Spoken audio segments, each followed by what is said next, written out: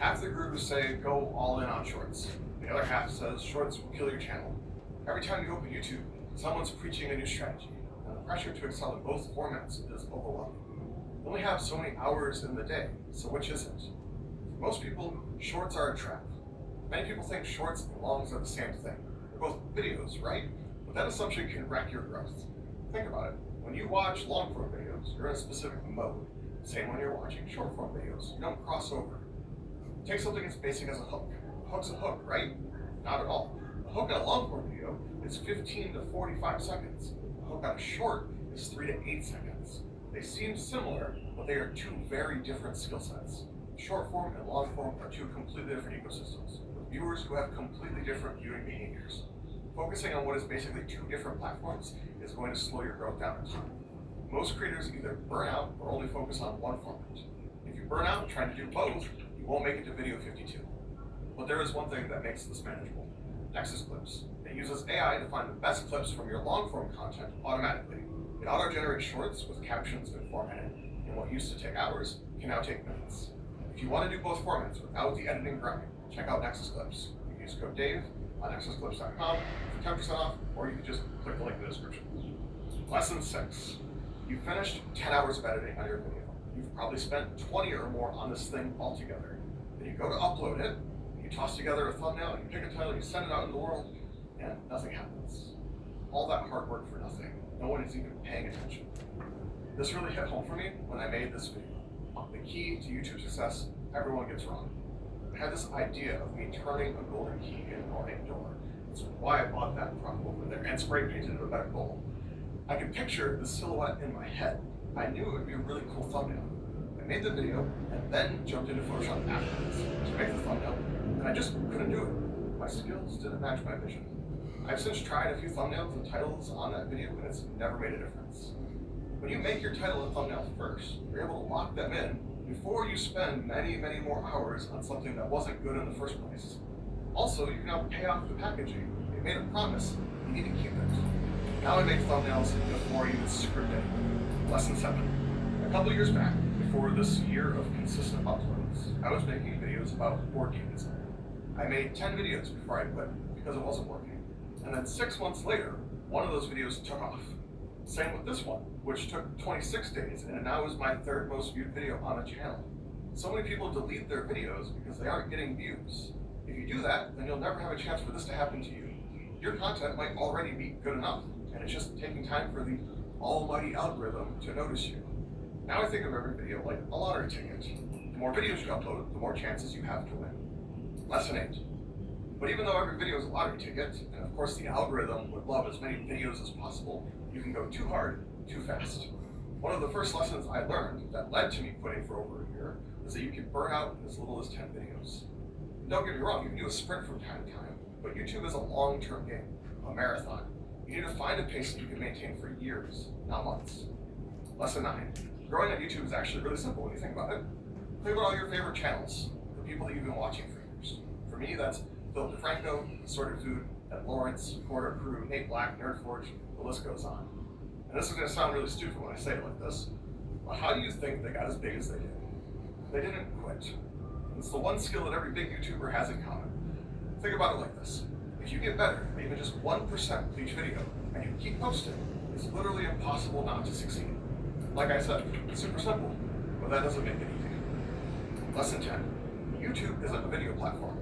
It's a click and watch platform. Go to your homepage, look at all the content there, competing for attention. Your content needs to sit next to those to be the better choice. Your video needs to win that click. That's the whole game. Lesson 11. There's one piece of outdated advice that's becoming less and less relevant every day.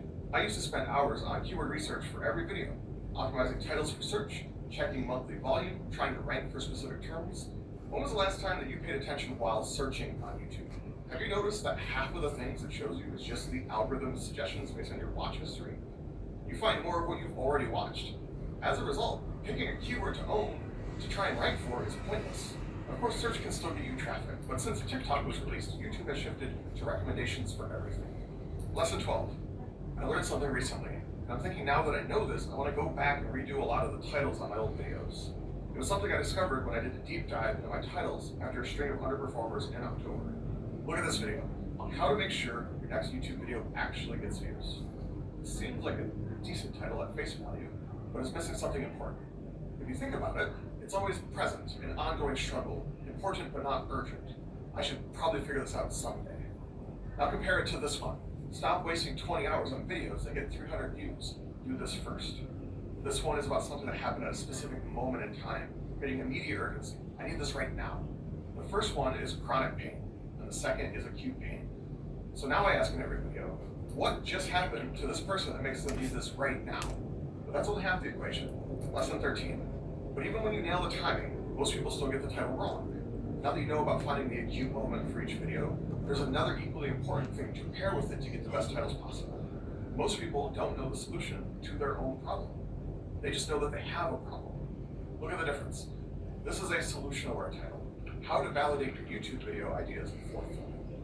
They need to know that this is the solution to their problem, or they won't watch this. Compare that to stop wasting 20 hours on videos to get 300 views. Do this first, which is a problem-aware title. They know that this is the problem they're facing. Then when they watch the video, it's about validating video ideas before you film. Speak to the problem they know they have, not the solution they don't know exists. Lesson 14. It's a challenge to get people to binge watch your content, but it's what YouTube cares about the most, so how do you do it? The goal is to make it so each video speaks to the same person.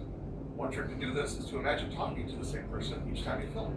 Maybe it's your sibling, or your spouse, or your future kid. For me, I'm speaking to myself from 3 years ago. When I was in the middle of trying to figure everything out, trying to reverse engineer things and put it together, I was a scattered, unconfident mess. There were a ton of things that I knew I needed to do, but I didn't know how, and more importantly, why it was needed. Now I make videos for that guy, the one who knows he needs to do something, but doesn't know what or why. When you have a specific person in mind, you know immediately if a video is a good idea or bad, but knowing your person is just the beginning. Lesson 15. Consistency is the golden key to YouTube success. You've probably heard about how important it is. Many people think they know what it means when they really don't. Consistency isn't just showing up weekly or even monthly. It's about showing up over and over, even when things get hard. It's about speaking to the same person and solving the same problem in every video and doing it over and over for a long period of time. I recently helped a channel that was posting tutorials, vlogs, and update videos. Anytime one of them did well, they would post the next video, and anyone who liked the first would become a dead subscriber because they realized that the next video wasn't meant for them. I use that term a lot, solve a problem. It's easy to think of informational problems, but if you're an entertainment channel, the problem you solve could be a relaxing video to watch after a hard day's work, or videos that make people chuckle. Let them live vicariously through your adventures, or just a place where your viewer can just hang out with the boys. It's about the feeling you want them to leave with when they're done watching your videos. Content consistency means serving the same person the same problem every single video. Lesson 16. I struggle with imposter syndrome. Why would anybody want to watch me? I'm not saying anything new. But I've come to realize that there are people who I just like how they share their experience. I seek out their content because I like them more than others talking on the same subject. And sure, initially it's about the information, but it comes down to who I trust. I love to hear from Nate Black, Jay Klaus, Ed Lawrence, and Pat Flynn. I watch anything they produce. I just like the way they share information and respect their experience. There are just some people you jive with more than others. Some people will choose you over everyone else, not because you're better, but because you're their person. Lesson 17. I'm just going to throw this out there in case you need to hear it. You're allowed to make a video, even if someone else has already made one like it. How you share your information, your experience, those are the things that matter. Lesson 18. One of the most important questions you can ask yourself as a creator is, am I making content that people genuinely want to watch? Be brutally honest with yourself. You need to sit next to all those other great pieces of content on the platform and be the better choice. Here are some of my videos that I made without thinking about the bigger picture. They're good videos with the wrong audience. Every video you make should answer, does this serve your audience, or is it just content? Lesson 19. You can make the best video in the world, but if it's not meant for your audience, then what was the point? You need to build momentum to serve the same person every time. Making a banger video meant for a different person just confuses the algorithm. Look at this. This is a great video, but it's on the wrong topic. 31.3% average view duration. Whereas this is a flawed video on the right topic, 41.5%. A perfect video on the wrong topic loses to a good video on the right topic. So when you finally find the right topic, don't make this next mistake that I made. Lesson 20. It shames me to say this, but I left a ton of views on the floor. It took me months to realize this. I've had a handful of viral videos, which is super cool. I'm incredibly blessed. I'm only now realizing what made those videos great. Every time I'd sit down to make my next video, I'd come to the table with new ideas, which isn't bad. I want to make my version of a video that I saw, or I was inspired by the comments that I got, or a newsletter of mine that got a positive reception. All great. I had two main methods for finding ideas. The first was finding outlier videos from other creators, and the other was through a brainstorm session using my audience analysis to find something you guys would like. But there's a third method that I somehow managed to forget for way too long. Making videos based on my own big videos. One of the best pieces of advice is to double down on what works. Look at this. 12 things you must do after uploading a YouTube video to get more views. 220,000 views. I should have made another one like it much sooner. And it took me 5 months to make 8 things you should never do after uploading a YouTube video, which already has 260,000 views. Or this one, how to survive being a small YouTube channel, the truth about growth. 331,000 views 8 months ago. I just recently finally made a follow-up video. It's also an outlier, but I bet it would have gotten even more views if I hadn't waited so long. It's like finding a gold mine and just walking away. Went looking for a different mine instead of just digging deeper in the one that was already producing. When a bunch of people watch one of your videos, the best thing you can do to leverage that momentum is to give them more of what they like. So go write down your top 5 performing videos and make a spiritual successor to one of them. This video was modeled after one of my best videos, brutally honest advice about YouTube growth in 19 minutes. 2 of my last 3 videos were also based on older ones, and they were both in the tens. If these lessons are landing, please hit the like button. It genuinely helps. Lesson 21. When I first started making content on this channel, I would post a video, and it would do nothing. And I would effectively throw my hands up in the air and say, I don't get it. And then I would pivot and try to find something else that would work. That's actually a really bad way to do things. You need to be consistent for it to work. One of the best rules that I put in place is not checking YouTube Studio until at least 24 hours after an upload. Lesson 22. In order to reach escape velocity, you need to get a little better with each video. One really helpful mindset for this is to treat each video like an experiment. Go in asking yourself, what can I learn from this upload? Look at these 3 videos. Experiments to see if remixing my popular content worked. Or these 2, testing if talking about money resonated. And that gear video, testing if you wanted that content. Treat every video like an experiment, designed to teach you something. But experiments without structure is just chaos. Lesson 23. Making content is hard. You need to be a good enough marketer, presenter, editor, storyteller, strategist, and more. And you need to invest a ton of time. One of the reasons my hiatus lasted as long as it did, having learned from burning myself out going too fast, was because I realized there's one thing I absolutely needed if I wanted to post weekly. It's the difference between growth and stagnation. There is no way I could plan a video, craft a thumbnail, feel confident with the title, write the script, rewrite the script better, film the video, edit the video, make the description, and so on, all within a week. And keep in mind that I'm also doing a weekly newsletter and posting on my community wall every other day. And while I was doing this, I was still at my day job before things took off. I realized the power of systems. When you figure out how to do something, write it down. It's the heart of building systems. Once I figured out how I like to do my hooks, I didn't need to reinvent the process every single video. I did this for every piece of the chain. Now when I sit down to make something, I have a system in place that produces good enough videos every single time. Systems remove all of the human error. Pilots don't wing it. They have a pre-flight checklist every single time, even after 5,000 flights, because the checklist catches what your brain forgets. Let me give you one of my systems. Here's my outlier search system. Once a week, I go to vidIQ and I use their outlier search feature. I search for terms related to my niche. I sift through the junk to find the gold. Once I find some good candidates for remixing, I check them against my title validation document, which is just a document that I made with AI by doing a deep dive case study on the titles that work and don't work for my channel and for channels like mine. If you want to do this for yourself, I have one of the best deals I've ever seen on a YouTube tool linked in my description. You can try vidIQ for a month for just $1. Lesson 24. What makes systems so powerful is that you use them, see what results you get, and then change the system to get better results. You iterate and improve them layer by layer. My process for titles and thumbnails and scripts and hooks are all vastly different than when I started, because each time I learned something new, I updated the system to get better results. My current scripting document is at version 9 at this point, but that's actually the second ground-up rebuild. I couldn't tell you how many versions there were on the one before it. Lesson 25. The way you do this is to focus on one thing at a time.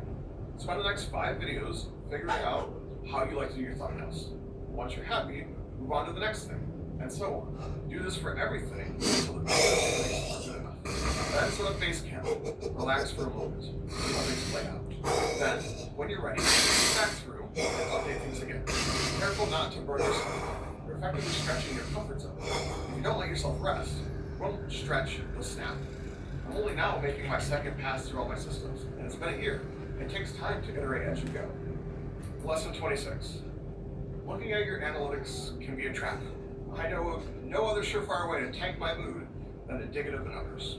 But if you feel the need to look at something, I think the most important one to look at is how many people are watching near the end of your video. What percentage are still there at the 90% mark? 90% is the point at the end of the video just before things begin to drop off because the video is ending. All of the metrics that YouTube cares about comes from getting people to the end of the video. The better you do, the better your channel will do. I think it's the ultimate metric. So ask yourself, are you making content that people genuinely want to watch? How many can you keep to the end? Look at these retention graphs. Before I focused on this, I often sat around the 18% mark. And now that it's a priority of mine, I'm closer to 29%. That doesn't sound like a lot, but it's getting close to double. Lesson 27. One of the cardinal sins of retention is signaling that the video is going to end. When you say, in conclusion, or let's recap, you're going to cut your remaining viewership in half. This is a poor signal to the algorithm, and you cut in half the amount of people who might want to watch your suggested video. Just look at this retention graph. Can you see where I signaled the end too soon? Lesson 28. Every video is an island. If they need to watch something else to understand, you've messed up. The moment you say, as you know from the last video, half your audience bounces. Make every video work standalone. Because, lesson 29, 70% of every video is people watching you for the first time. Go check yours, it's probably about the same. Every video is someone's first time seeing you. Stop worrying about if you've said something too many times. Lesson 30, let's face it, bigger channels play by different rules. Bigger creators like Ali Abdaal can start a video by saying, hey friends, welcome back to the channel. You probably can't. Your size changes what you can get away